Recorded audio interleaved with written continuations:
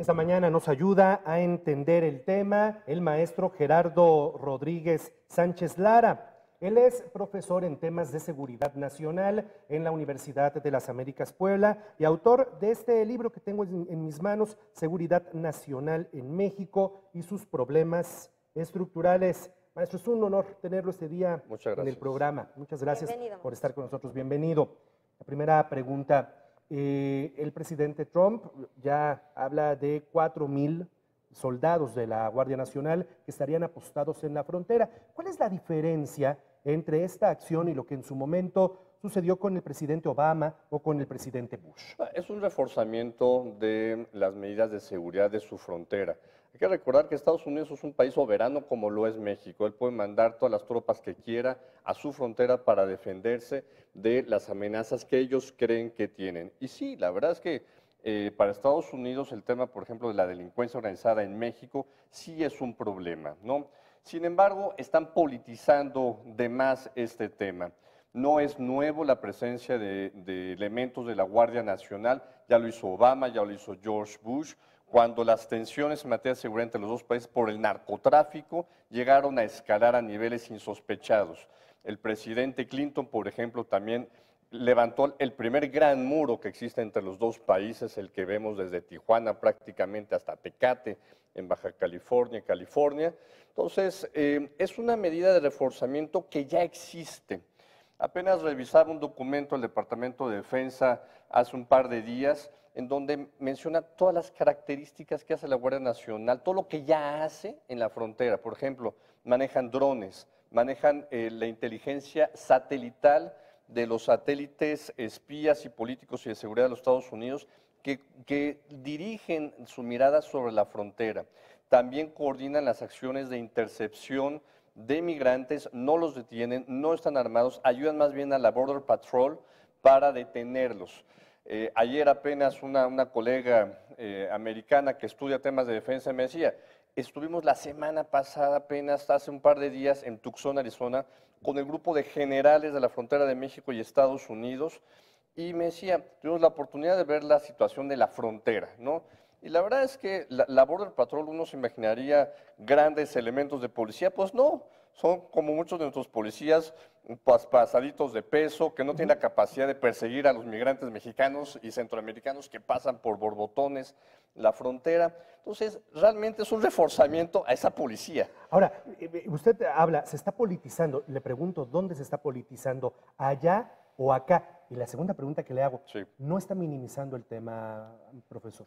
Mira, politizado de los dos lados. Ayer escuché con atención el mensaje del presidente Peña Nieto, le dijo frustrado al presidente Donald Trump, ¿no? Creo que los dos presidentes están frustrados. El presidente Peña Nieto por los bajos niveles de popularidad y porque su candidato está muy por debajo del candidato puntero, y el presidente Trump porque no ha sacado sus reformas.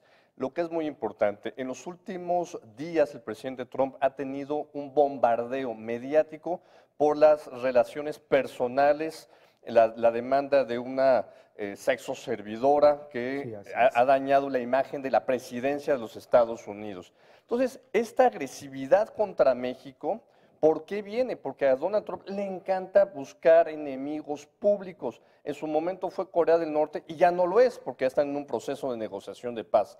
Ahora es China. Hace un mes fueron los europeos con el aumento de los aranceles. Entonces, sí, los dos países están politizando el tema de la relación bilateral.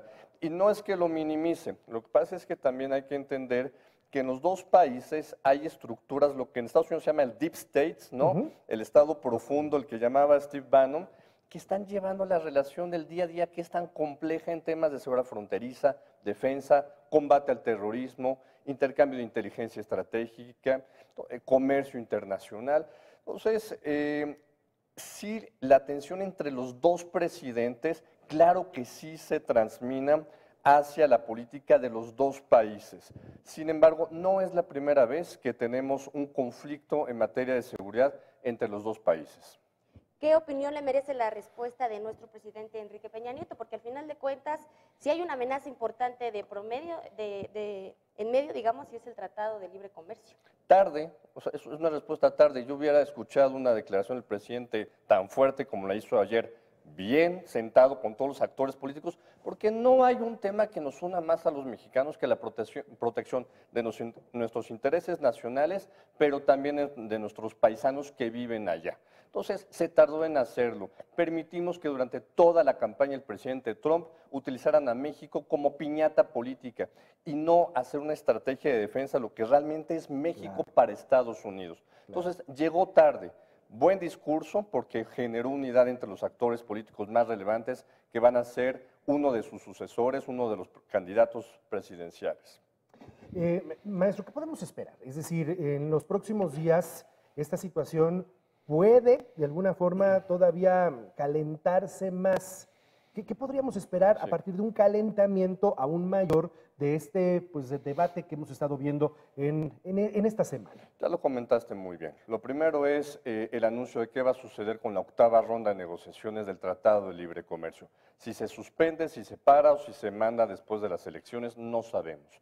2, viene un encuentro muy importante de presidentes de todas las Américas, desde Canadá hasta Argentina, que va a ser en Lima, Perú, y en donde se están planchando o no un encuentro formal o informal entre el presidente Trump y el presidente Peña Nieto. Entonces, ya vimos que al presidente Trump le encanta bulear al presidente Peña Nieto. Entonces, creo que la Cancillería mexicana va a tener que tener sumo cuidado en ese encuentro bilateral, como ya lo han tenido en otras ocasiones.